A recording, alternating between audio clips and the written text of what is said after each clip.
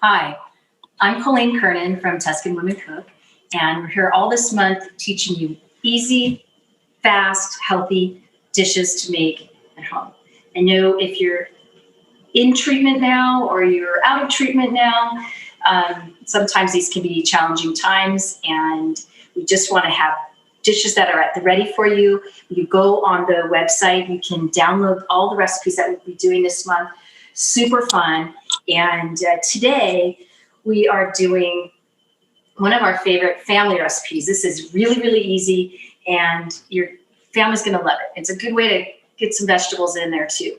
So we have a family friend, Gianluca Trevisan, and the kids, he taught me how to make this pasta years ago. And it's pretty traditional Italian pasta with the green. Usually we use like a broccoli rabe or something like that, but you can use any kind of cruciferous vegetable or any kind of vegetable really for the most part. But today we're going to use broccoli because I want to use it in another recipe. So we're going to show you how this is going to be super easy. So just blessed and grateful. I'm generally in October running Tuscan Women Cook, and I haven't been home for a few years in October to be part of the Komen month-long campaigns, and I'm just so grateful to be here. I guess COVID has a silver lining, but we will for sure be back in Italy next year. We'll be there in the spring and the fall. So you can go to that website, TuscanWomenCook.com, and check us out. But for today, for our Lucca pasta, it was, like I said, it was a good way to get some vegetables into the kids, and they love it. And also, traditionally, this recipe would call for an Italian sausage or a sausage that you blended some Italian spices in. But I'm not doing that. And I've been doing this trick with my family where I'm using either the Impossible Italian sausage or today I'm going to use this chorizo seitan. I'm not sure I'm saying that right.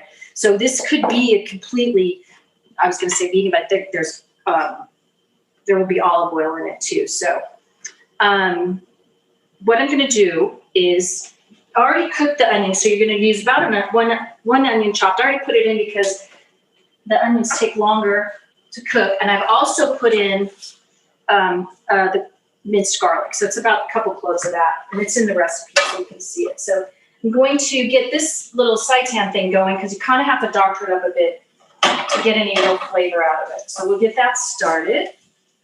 And I have a lot of broccoli here. This is not how much we're going to put in, but a lot of times, and on Wednesday we did the same thing. If you double up a couple of the ingredients, then you can use them for other recipes. So I really like efficiency and I hate waste. So, and sometimes I'm lazy. So I'm going to double up the broccoli here because I'm just going to put it right into the pasta water and steam it here, or boil it, I guess, just for a couple minutes. You just want to keep that really pretty green. And I'm making some soup out of this. Maybe that's what we'll do next week. But see, I'm wearing my Laker jersey today because Lakers are in the playoffs tonight, and I'm going to bring this pasta. Normally I'd cook it up here and put it into a platter and serve it. But today I'm bringing it to our friend's house because we're going to watch the game with them. So I'm going to bring this so it's not going to waste.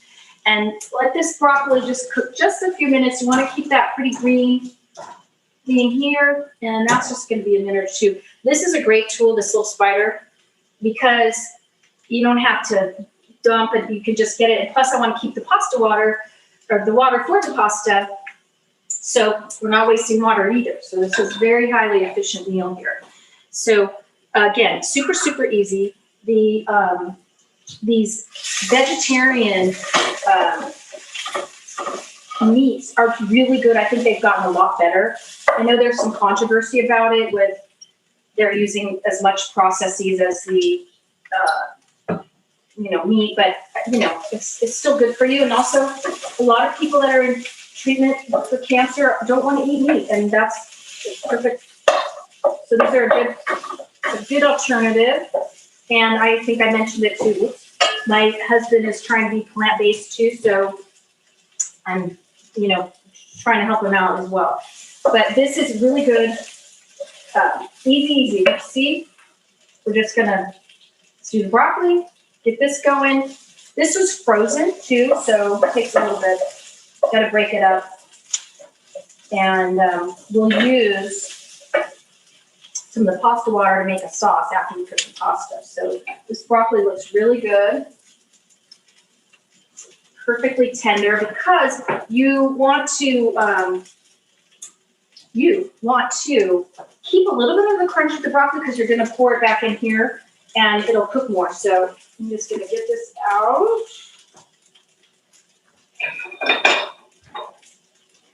I'm going to save some of this soup. So, and this way, and we talked about it yesterday or Wednesday, anytime you have leftover vegetables, just throw them in a container and keep them, and then just make a vegetable stock, and you can use it all the time. So I'm going to get this back up, to get this back to a boil. Put that over there. Come back in with this guy. Smells so good. Just break it up. And if you're using regular sausage, you want to cook it, and it's perfectly fine to do that. But just make sure, I like to use, you get the links or loose sausage either way.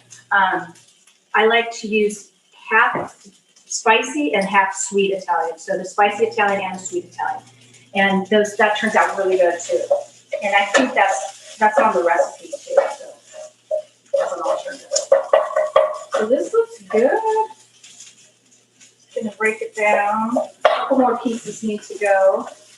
And you will see this recipe in a lot of books. I know a lot of the network people have made something like this, and you can change it all you want. You can add parsley, you can add basil, you can add rosemary, you can do all kinds of things. But my goal is to make these recipes really easy with not a lot of ingredients and mostly things that you may have at home or that you can easily get at your local market. So feel free to, play around with it. So we're gonna pasta water boiling. We're gonna add the pasta.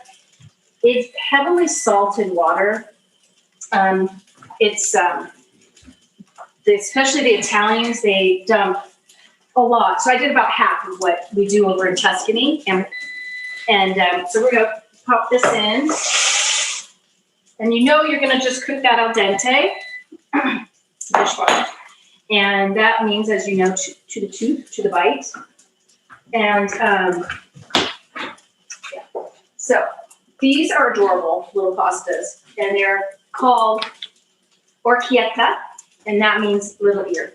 So you can see why I, an Italian, like this kind of pasta, this shape, because it will really, it will go really well and hold the sauce and the meats. So that's why you see different pastas doing that, because we're using certain pastas in Italy, very specific to the type of pasta that you use, to the type of sauce that you use. So sometimes we take for granted what we're doing, but I think there's 270 types of pastas. So, we really, you have to think about that and think about your bite and how you want that to feel. Again, I have this set of measuring cups, which cracks me up because there's 2/3 and 2 cups, and it's just silly. So I'm going to put a little bit of this in here because it's needed to break it up. But also, I wanted that just to break up a little. You could also add a little wine, a little cooking wine, and people just to deglaze the pan. And that's also the lazy girl's way, because then when you deglaze a pan, it helps with the cleanup. So it also gets those great little brown bits in there, but it also really, really helps with the cleanup. So your pasta is going to go from beginning to end, maybe about 8 minutes. I don't usually use time, but you could just tell you want it to have that little mouthfeel on it and a little bite. I'm going to add also some red pepper flakes here. I'm waiting for the pasta to cook more. I will add more of the pasta water here because I want it to be get that starch, and that's how you kind of get a really nice smooth and silkiness to your sauces. So we really like spicy here. It should be interesting because chorizo is generally very spicy, and this is a seitan chorizo. So I think it smells spicy. I haven't had this brand. Well, I had it before, but not for this dish. And it smells pretty spicy. So generally you put just a pinch of red pepper flakes, and we kind of like spicy, so I'm going to do that. And the other thing on this dish is, like I said, it's transportable. So I have a lid for this, and so I'll be able to I'm going to put it in, let it cool, and then I'll put it in some Tupperware, put it in the fridge, and later when we go watch the Lakers, I could just take it in that, and it's easy peasy. So that being said, in Italy, what I've learned from our nonas is never waste anything. So one thing I wanted to do, and I talk about it a lot, is stock, because it is a way to use up all your vegetables. And then if they're, I even do this, like sometimes I just throw the whole onion in and all that, but now if you were making stock and you're going to strain it and do that, well, what I've been doing lately is making my veggie stock, and then we'll talk about chicken stock another time, but I know I'm going to be making stock, and I'm using it just for stock. But I've been doing recently, thanks to my daughter, who actually thought of this, making a stock where I take the skin off the onion and things like that. And then all those vegetables that are boiled down, just put it in your Cuisinart and make soup. And so it's a beautiful, really rich vegetable soup because it has a lot of different flavors going on. So that was something that kind of new for me anyway. So these are getting there. Take a look. And this type of pasta really cooks fast too. So you gotta watch it. That's not ready yet. So I also was asked. We did the telethon for Susan Cohen last week, Saturday, almost a week ago, and one of the dishes we made, and somebody asked me if we could do this on this program, and we will, is to show you how to make fresh ricotta, which is really easy. I had no idea how easy it was. My new challenge is I'm thinking about trying to make mozzarella, but I know there's some ingredients in that I'm not there. I have to study it. I'm not going to do it with you guys unless I've done it before. So we'll just table that one. This can use a little more water. And now I'm just doing this to keep it moist while the pasta cooks. So, anyway, some of these, I've been looking on the metastatic website and with Komen, and some of these events are incredible. So I hope that you are taking advantage of all of these different breakout sessions. They're so fascinating and so interesting. I did one of the yoga classes, so there's just so much to do and so many great minds behind this. And we like the cooking is fun, but there are some really, really great advances and improvements. And I've really learned a lot in some of these sessions from. I'm a survivor, as I mentioned before. It's been 15 years, so the science is really with us. I think 15 years ago, and I was a really lucky person, and still am. But I think one of my doctors has said to me recently, I go every year, and I actually go to Keck Center at USC. I know they're one of the sponsors of the telethon, but they said maybe even at that time, 15 years ago, they were kind of hitting a fly with a baseball bat. So, but you're in the moment. I did everything. I don't think I'd change anything. So I just think that being surrounded by the people and the professionals that Komen has and in their circle, and then what they provided in this conference is just incredible. And what a gift. I mean, I feel blessed, and I hope you're really going to a lot of these events, because I don't know where else you could have this much talent, not mine, but this much science and brains in one place and doing it for you. So I just, I'm going to cry. So back to the pasta. So, All right, this looks great. And again, since I know that I'm taking this, it's going to sit, so it's really al dente. So I haven't tested the time, but maybe that was 6 or 7 minutes or something. Just going to do this, and I'm going to be liberal with the water that goes in there because it's in the sauce. So a little broccoli in there. And I guess I didn't need to throw that out, so put the broccoli in. All right, so just mix this in. One more scoop, I think. Get these out. And these are super versatile pasta, these orecchiette, and they're pretty easy to find. Even the name brands make this style. We got a lot. And it's generally just 1 bag or 1 pound or 16 ounces, however they sell it. You don't have to go to a special market or anything like that. And we are going to mix this in. Oh my gosh, it smells so good. Oh, another thing I was learning, and it's so easy to just mince garlic, so I'm a fan of just doing it yourself. We were doing this, somebody showed me that, and I haven't done it yet, but that Trader Joe's has this frozen crushed garlic.